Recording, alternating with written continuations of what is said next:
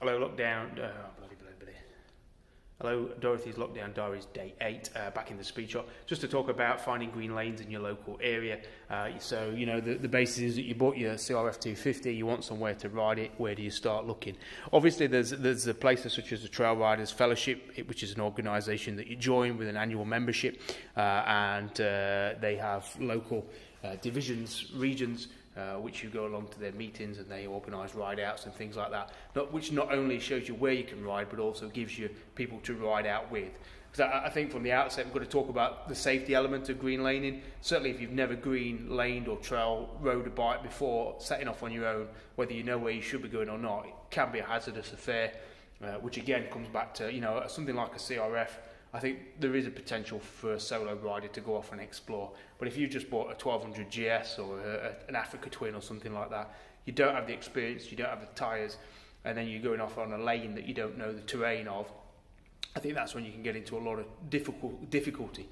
Because even when you've found the green lanes on the map, knowing how difficult they are is unknown until you get there, which is why really good local knowledge is the best way to go. So whether it's somebody in the TRF or just somebody you find on a Facebook group who can take you out, show you the ropes, and ideally assess what ability you're at, and then take you on lanes according. Because there's nothing worse than you know, your first experience of green laning, you throw the bike down the road, you break levers, you break bars, you hurt yourself. That's only going to deter you from doing it. So I think there is a bit of a build-up, slowly process, and I think if we're talking about bike prep, then I think starting out with some decent tyres on it, whether there's some TKC 80s or Anarchy Wilds or whatever you can get for your bike, and then equally thinking about crash protection. Obviously the CRF's not too bad, but say a Motor Guzzi V85 TT, which I probably wouldn't lane anyway, but an Africa Twin, you know, engine guards on that is such a good thing to have.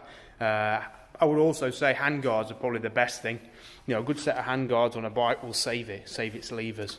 Because it's so easy to topple a bike, whether you're on a green lane or even on tarmac, and if you break a lever, that's it, you're in big trouble. So a decent set of hand guards and away you go. So I just want to now, I'm just going to take us up to an OS map that I've got on the wall, and just go through the process that I'm going to use to find some more green lanes in my area. Hopefully it's of use to somebody. Alright, cheers. Okay, so we're just looking at an OS map of North Devon, and I just want to quickly show you the grid and really what we're looking for. See if we can zoom in close enough. So what you're looking for there, if I can drop that down there, see those cross lines there? That's a byway open to all traffic or a boat. And that pretty much means that unless there's a TRL on it, which means a temporary closure, you're free to ride on that. So first and foremost, if you get an OS map, look for that. The one below it, if you can just see that, that's with a dash one side, then on the other side, then on the other side. That means you can't ride on that legally on a motorised vehicle. I think where there's a lot of discrepancy is this one. Other public access, other routes with public access, not normally shown in urban areas. The exact nature of the rights on these routes and the existence of any restrictions may be checked with the local highway authority. And I think that, you know, certainly for North Devon, if we span across to North Devon, so a lot of the routes I ride, as you can see here, are dotted. They're not crossed, they're dotted. That one there's a dash, that means a walkway, so you can't ride that. But if we skip down to here, that's a cross, so that's a boat, perfectly legal. You can see that one there, that's a dot. And I know that from local riding that's legal. And I think it's these ones that are the grey areas. You know, if you get to the front, you get to the start of it and there's a TRL on it, which will be should be notified on a sign at the end. That means obviously if there's a restriction on that, you can't ride it. So if we go across, I'm just trying to think. So some of the other ones I ride here. So that's a cross, perfectly legal. You can ride that all day long. Dots, dot, dot, dot, dot, dot, dot. You can ride that as well. I think when it comes into a bit of a grey area or uncertainty, so we've got one here. Now, I'd never ridden this one before, Stony Lane. On the map, it's not marked as anything.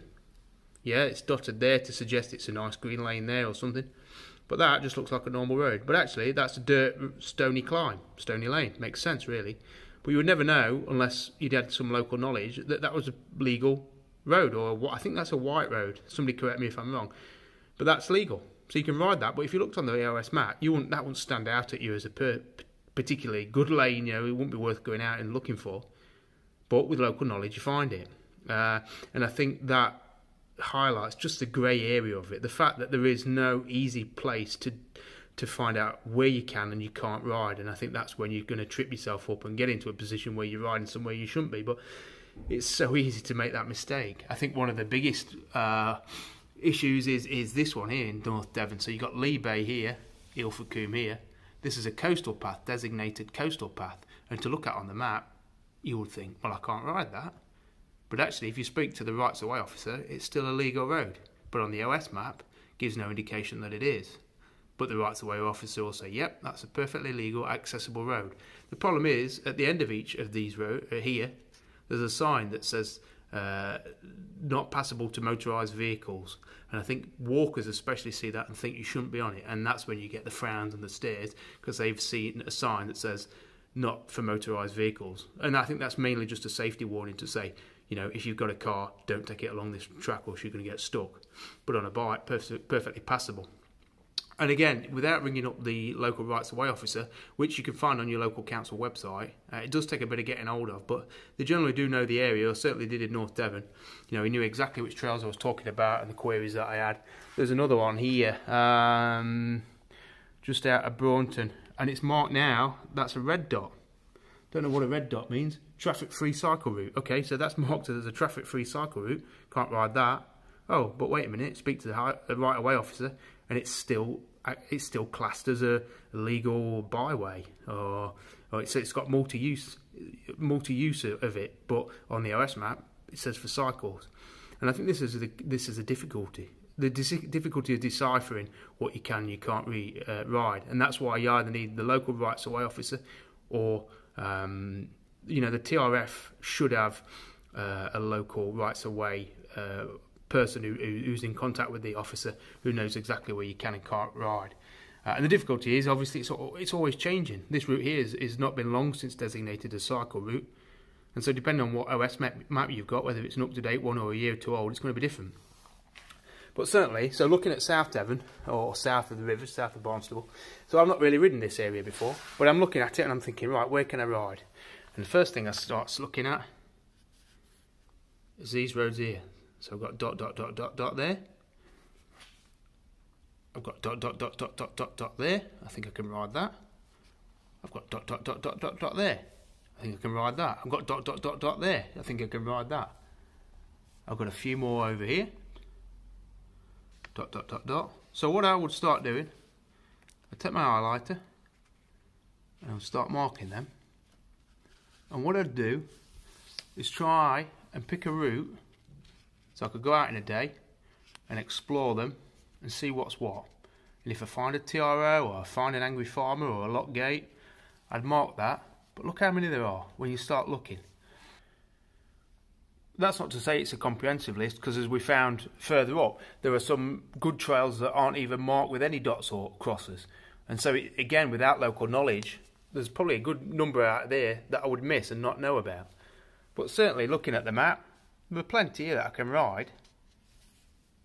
Plenty. And make a nice day's loop out of that. I mean, some areas of the country are better than others for this sort of thing. Some have got more restrictions. I think certainly where there's more urbanisation, Peak District, for example, there's a lot more pressure on what's legal now and what's changing, because there's always lobbying groups, Ramblers Association, for example, who don't want motorcycles or motorised vehicles on lanes. And, you know, to an extent, I can understand where they're coming from. But it does make it slightly difficult to patrol and monitor when it's changing so much. So you see how many there, see how many. And so what I would do, I would keep on marking them up. I mean, there's loads here, look, another one there. I would buy an OS map for the area, or I think you can get them digitally now, and I would start seeing where I could ride. That's my first step. There's loads. One. I don't see many boats in this area. They're all these what would you call them again? So they're all these other routes with public access. They're all these dot dot dots, other routes. So, you know, again, might come across them and they might not be passable after all. But what I would do, I would go out on the bike. I would take, you know, for something like that, I'd either take the CRF or a postie bike. And I think this again comes back to the safety of going out there, certainly on your own. You know, would you take a big 250 kilo bike to investigate those lanes? No, because I think it's, even with ability, tyres and technique, you're still potentially going to get yourself in trouble, because once you started descending a slope, who knows how much steeper it's going to get, and if you're halfway down that and don't know how to recover your bike, you're in a lot of trouble. Certainly, again, if you're on your own and nobody knows where you are. So I would take something like, you know, a CT 110 or a CRF 250, and that bike would explore any lane, and if it got too difficult, then you'd simply pick the bike up and carry it through. The CRF would be good. I really think the CRF is a good bike for that sort of thing. The rally is a little bit heavier, but something like the L, you know, if you got yourself a battered up L for £2,500, I think that will chug its way through a lot of lanes. But I think as a summary, it's not easy finding lanes. I think it's a combination of spending time going over the OS maps. It's spending time looking on whether it's Facebook groups or websites. I mean, there's a good one if you type in Green Lanes North Devon. There's somebody who's mapped out every single green lane in North Devon and marked it on a map. So you can look at that and click on them and see where it starts and where it finishes. The problem is, how old is that information and has it changed? You're never going to know until you get there. So that's it. That's today's video, really. I mean, I guess it's all grey. I can't really tell you exactly where you should ride, but you know, as a place to start, TRF, OS map, and a bike that you can manage safely on lanes which you don't know the difficulty of. And that's where I'd start. All right, take it easy. Cheers, bye.